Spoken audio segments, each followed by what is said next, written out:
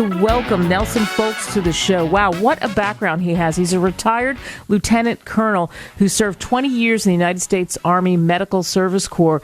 After military retirement, he completed 2 additional careers in healthcare. When I talked to him off the air, I thought, boy, my head is spinning with the things that he's done and the people that he's helped in his career. And then I find out, too, that he was an avid cyclist for 30 years. So he was in all kinds of events in the United States and international locations. Think about this: cycling in Jamaica, Mexico, just to name a few places. He's got a master's degree in biochemistry and public administration, as well as professional certificates in all kinds of amazing things. And he has written a book that could change your life: Overcoming Adversity, Resetting Goals. Nelson, thanks for joining us. Thank you. So why did you write the book? What made you decide, you know what, I'm going to write this book? I wrote this book because of my transient living style. I wanted to share my journey with my grandchildren, and we saw them very infrequently. So I started writing things down to remember so that they could see that. And after I started, I sent a real brief manuscript to a self-publisher, and the editor looked at it and said, "Wow, I think you got something here, Nelson. Why don't you continue writing?" So over a period of 5 years, I continued to write it and included some lifestyle issues in the book, as well as an autobiography of my life. And we ended up publishing in 2018. The 3rd edition is coming out the first part of March will be the 3rd edition of the book. Wow, congratulations on all of that. One of the things that you talked about, and I mentioned some of the different things that you've done in your life, very varied, is at the very top of it is your military career. And actually, you had an interesting twist in how I think you helped other people and what happened to earn the rank that you earned before you retired. So explain what happened in the military and how you were held back and what it took to get that title that you deserved. First, how I got in the military was through ROTC at college. I had a 2-year obligation to serve on active duty. I was a reserve officer. I went to graduate school and planned to become a chemist, but that didn't work out, so I decided I would go on active duty and serve my 2 years. I served 17 and a half years on active duty as a reserve officer. When I came up for promotion for lieutenant colonel, I went up 3 times, and at the 3rd time, if you don't make it, you automatically discharge if you're a reserve officer. So I was discharged in 1975. I didn't know what to do. I was scared, upset, and my friends and family gave me some advice. So I filed a lawsuit in 1976 against the Army Reserve Military Promotion Board. 1979, I joined a class action group with other affected officers. In 1980, we prevailed, and the court ruled that the Reserve Officer Promotion Board for Lieutenant Colonel was invalid. They reinstated us all back to active duty, except at that time I had passed my scheduled retirement date, which was 1978.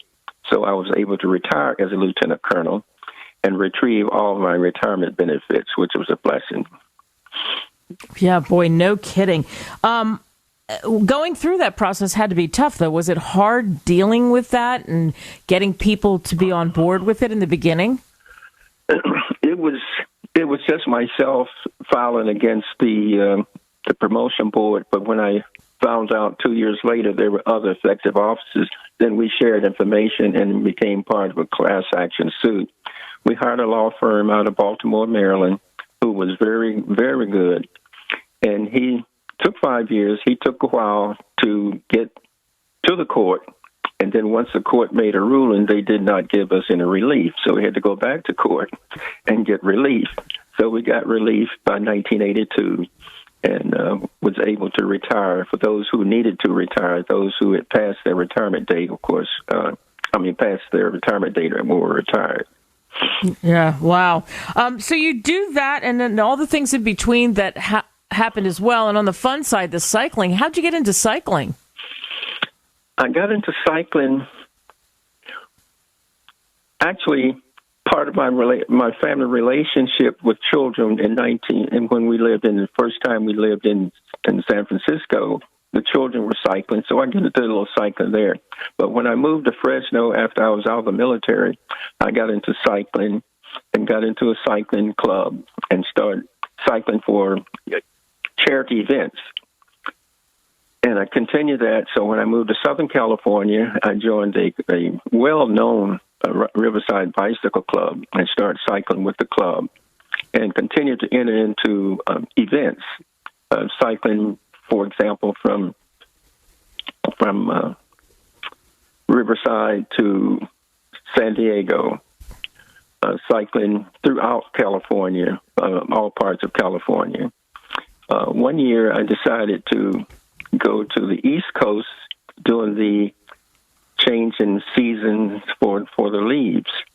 And I went there and cycled for about a 3-day cycling event in that part of the country, and was able to enjoy the change in leaf colors because we don't get much of that here in California. Yeah, I bet not. Definitely. So your book, Overcoming Adversity, Resetting Goals. Tell us something that we'll find out in the book about resetting goals. How can we do that?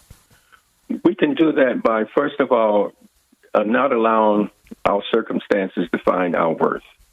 And if we have a goal, we should pursue that at all costs, do whatever it takes.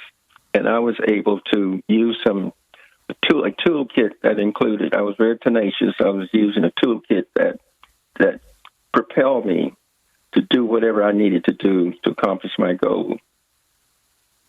And that helped you do the things that you did, right? Because you had the toolkit that you could go to, like, okay, this is what I need to do. That had the toolkit, yes.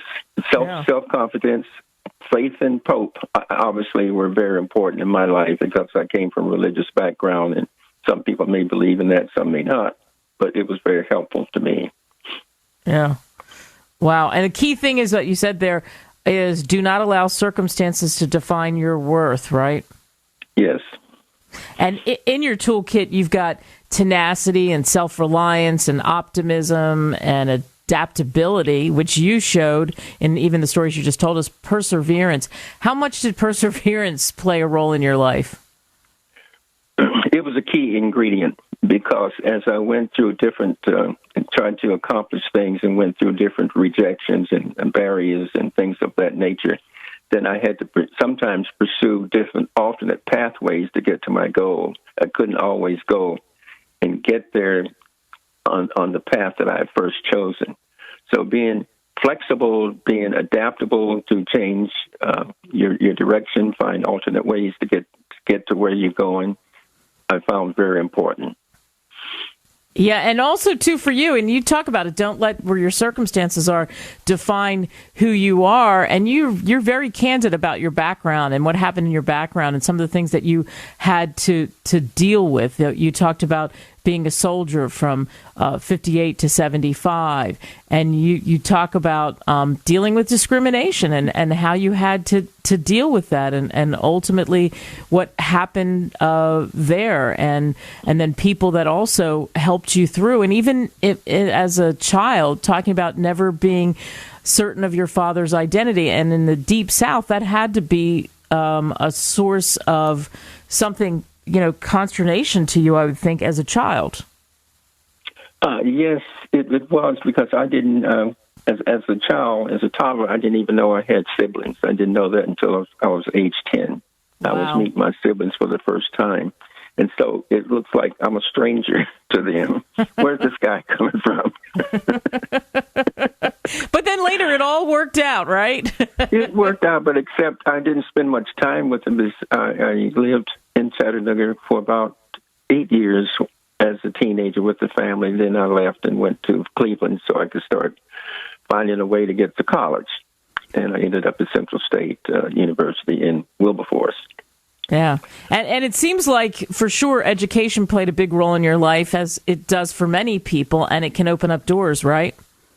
It did. And one of the things that motivated me is that in my high school yearbook, I said, expand your horizon, live in a larger world, something like that. That was my comment in my yearbook. And so I was saying, okay, the way to do that is through education and travel. So I also got into travel business with my wife in 2009, and that gave me an opportunity to go to some of the foreign countries and other continents. Yeah. What was the best place you ever went? The most exciting, Paris. We didn't get to Paris. We got to Monte Carlo. We didn't get to Paris, but the most exciting cruise that we had was a 19-day cross-Atlantic cruise to Denmark, and that was on water for 3 days before we saw any land. So that gave me an opportunity to read a lot of books. Well, that's terrific, Dick, because you wrote a really good one, too, by the way. Overcoming Adversity, Resetting Goals. Nelson Fowlkes. You can get it Amazon, Barnes & Noble. Thank you for coming on the show. Thank you for having me on the show.